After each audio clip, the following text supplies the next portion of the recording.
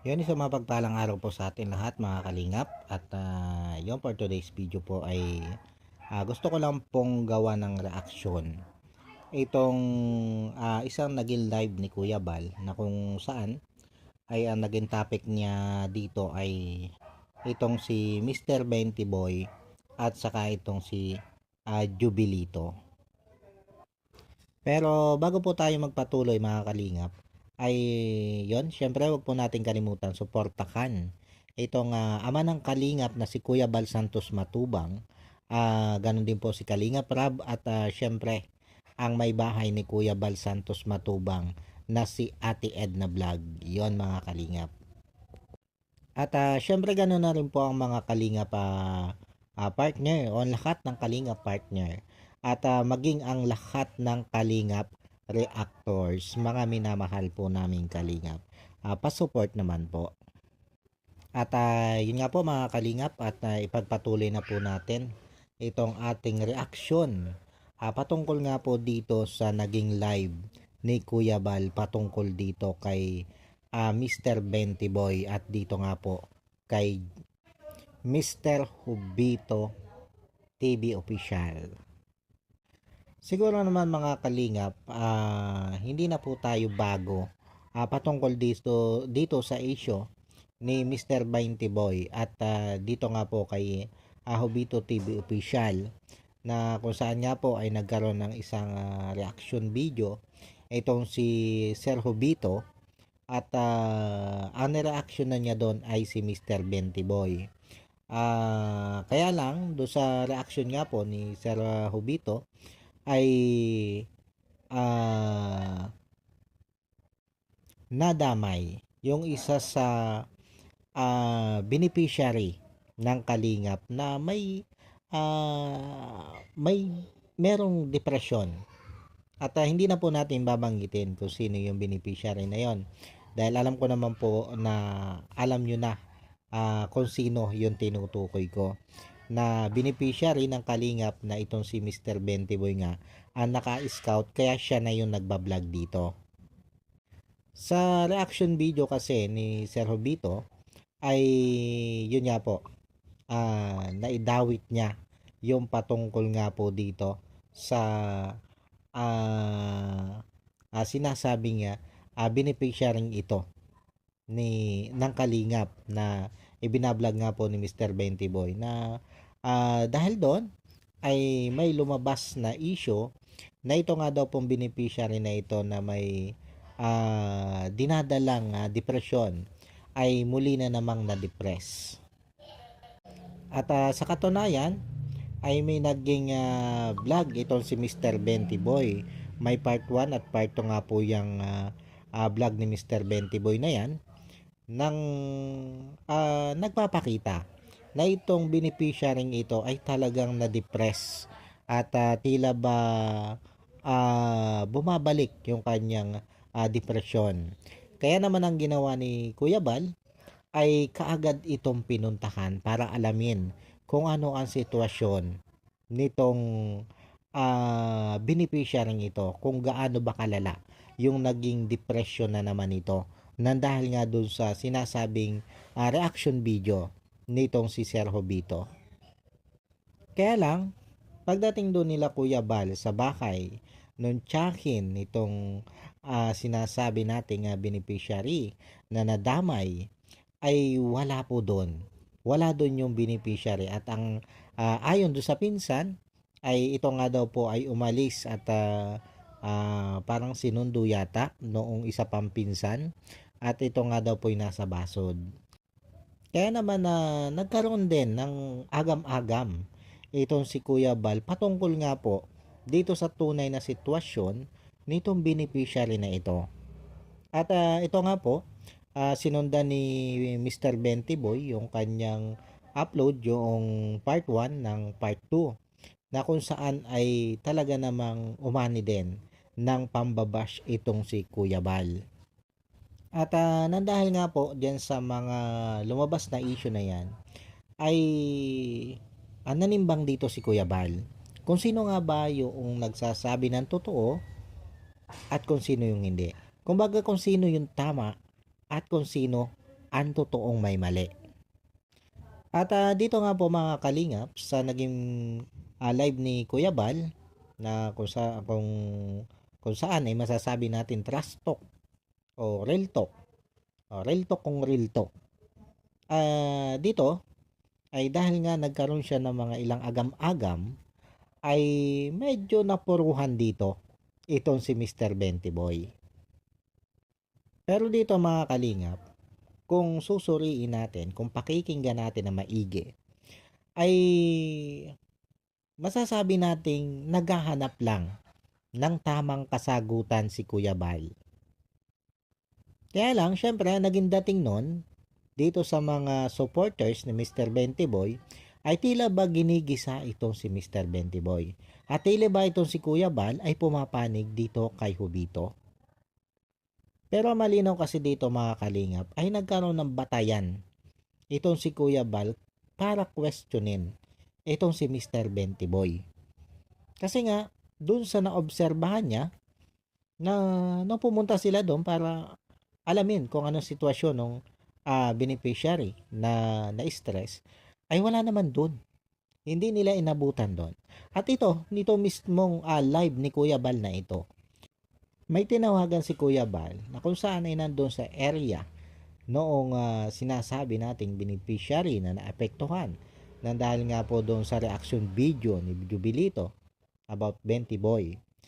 Kaya lang nung puntahan nila itong bahay na kung saan ay tumutuloy itong si beneficiary, ay wala din doon. Wala din daw doon at may nabanggit pa nga na si Mr. Benty Boy lang ang nakakaalam kung nasaan si beneficiary.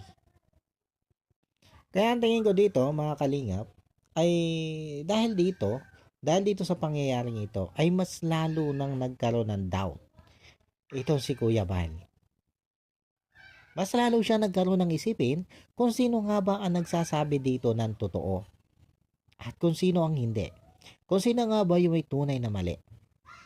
Kasi dito, alam nyo mga kalingap, ang naobserbahan natin dito, lalo na dito kay Kuya Bal, wala siyang sinisino dito. Alam naman natin mga kalingap kung ano ang pinagsamahan ni Mr. Benty Boy at saka ni Kuya Bal. Alam nating lahat kung gaano nakatagal ang pagiging magkaibigan nilang dalawa. Alam natin yan. Alam natin kung gaano sila kalapit sa isa't isa. Kaya kung sa usapang bias at magiging bias itong si Kuya Bal, ay baka isipin natin na ang kakampihan nito ay si Mr. Benty Boy. Pero dahil nga patas itong si Kuya Bal, dahil nga patas siya kung magsuri, kung manghusga, ay hindi niya kinatigan dito itong si Mr. Benty Boy. Hindi naman natin sinasabing kinakatigan din niya dito itong si Jubilito.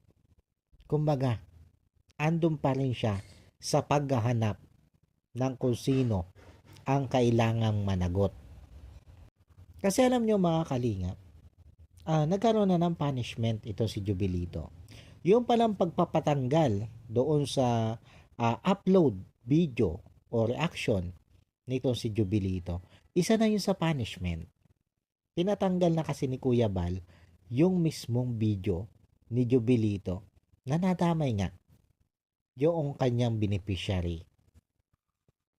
At sa tingin naman natin mga kalingap, ay kung makikitaan pa ni Kuya Bal ng higit na pananagutan itong si Jubilito, ay alam natin mga kalingap na itong si Kuya Bal ay hindi yan mangingimi. Hindi mangingimi yan na patawan si Jubilito ng karampatang disiplina. Kaya lang sa pagkakataong ito kasi mga kalingap, ay ang nakita kasi ni Kuya Bal ay ang dapat punahin ay itong si Mr. Benty Boy. Yun yung nakikita natin. Kaya ang pinuna niya dito ay si Mr. Benty Boy. Doon sa mga nakikita niya o naobserbahan niya na kailangan punahin. Kaya lang, Habang pinupuna ni Kuya Bal itong si Mr. Bentiboy, ay nakita natin sa comment section ni Kuya Bal habang siya'y naka-live, ay marami-rami din yung nagbabato ng negatibong komento laban kay Kuya Bal. At ang mga tao nga po na nagbabato ng mga negatibong komento laban kay Kuya Bal, ay syempre, ay yun yung mga supporters naman nitong si Mr. Bentiboy. Sabi pa nga ni Kuya Bal dito noong panahon na wala pang mga kalinga partners, mahal na mahal nyo ako. Mahal na mahal nyo si Kuya Bal. Pero ngayon, na nagkita na kayo ng mas pogi at mas maputi, sabi ni Kuya Bal, aba, I hate nyo na si Kuya Bal. Tama naman yon mga kalingap. Kasi kung iisipin natin, asan ba nagmula si Mr. Bentiboy? Diba? Kung hindi dahil kay Kuya Bal, walang isang Mr. Bentiboy. Kaya para sa akin mga kalingap, siguro, unawain muna natin kung ano ba yung pinupunto dito ni Kuya Bal. At wag muna tayong bigay ng mga negatibong komento sa kanya. Para sa akin nga mga kalingap para sa akin, sobra kong hinahangaan dito si Kuya Bal. Dito sa paghawak niyang ito. Dito sa isyong ito. Kasi hindi nga siya naging bias. Dahil nakitaan niya na ang kailangan po na yun ay si Mr. Bentiboy, kaya si Mr. Bentiboy ang pinuna niya dito. At dapat hindi ikinagagalit ito ng mga supporters o nagmamahal kay Mr. Bentiboy. Kundi dapat nga ay pagpasalamat nila. Dahil itong si Kuya Bal ay hindi naging bias. Siguro para dito sa mga supporters ni Mr. Bentiboy ay naging bias si Kuya Bal kasi syempre dahil nga supporter sila ni Mr. Bentiboy, ang gusto nilang kampihan ni Kuya Bal dito ay si Mr. Bentiboy. Pero andon ang katotohanan, mga kalingap, na kung sakali at magkita itong si Kuya Bal ng matinding pagkakamali dito kay Jubilito, kung totoo talaga na itong si beneficiary ay sobrang na-depress nang dahil dito sa nagreaksyon ni Jubilito, kung mapapatunayan at makikita yung napakalaking epekto dito sa beneficiary nung ginawa ni Jubilito, malamang sa malamang mga kalingap ay magkakaroon pa rin ng punishment na ipapataw itong si Kuya Bal dito kay Jubilito. Pero sa ngayon kasi, naghahanap pa ng tamang kasagutan si Kuya Bal. Napakahirap naman talaga mga kalingap na magpapataw ka ng punishment kung hindi mo pa naman nakikita kung ano yung totoong naging resulta. Kaya para sa akin mga kalingap, kailangan muna nating unawain ito si Kuya Bal. Kasi nga sabi ko, nandun pa lang siya sa stage na naghahanap siya ng tamang kasagutan. Hayaan muna po natin siya. Hayaan muna natin siya magsuri na magsuri. At pag napatunayan kung sino yung totoong mali, asahan naman po natin yan mga kalingap.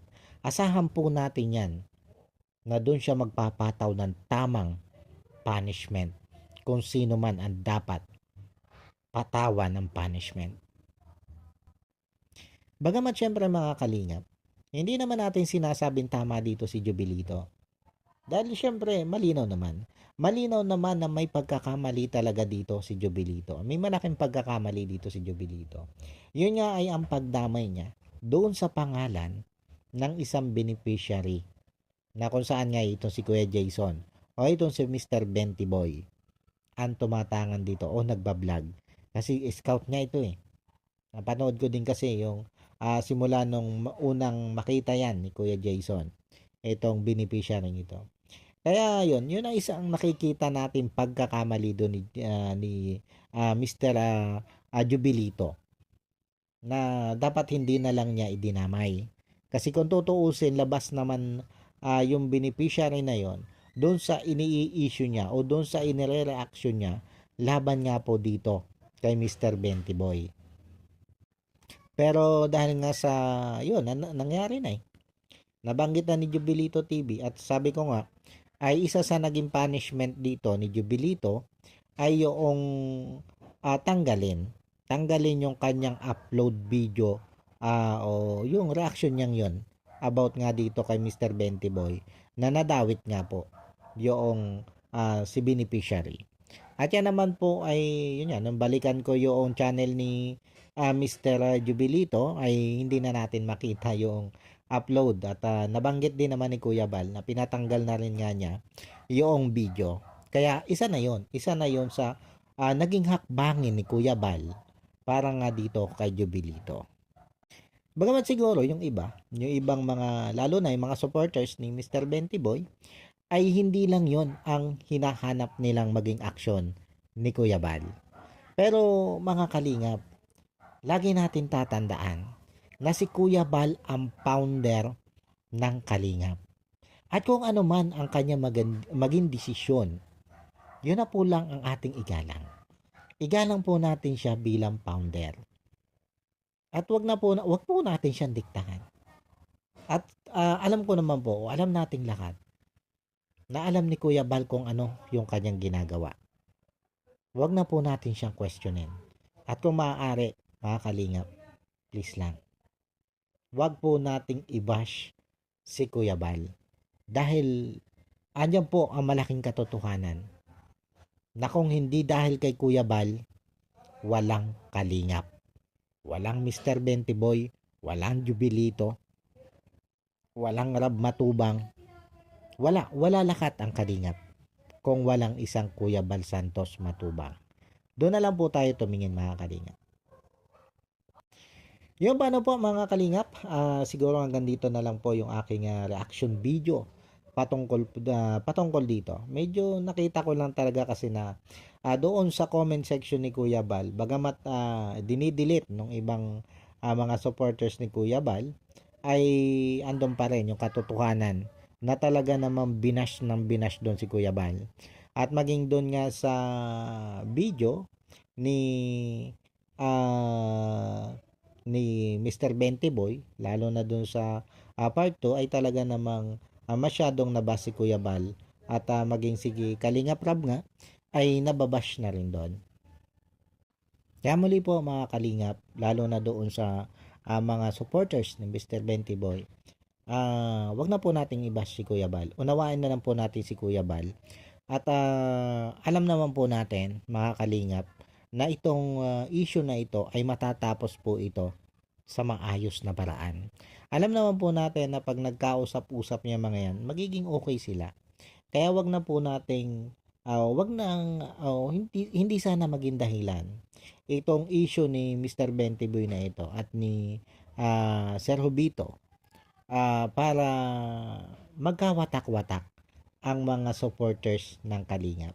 Panatilihin po natin yung sinasabing one Kalingap, one family.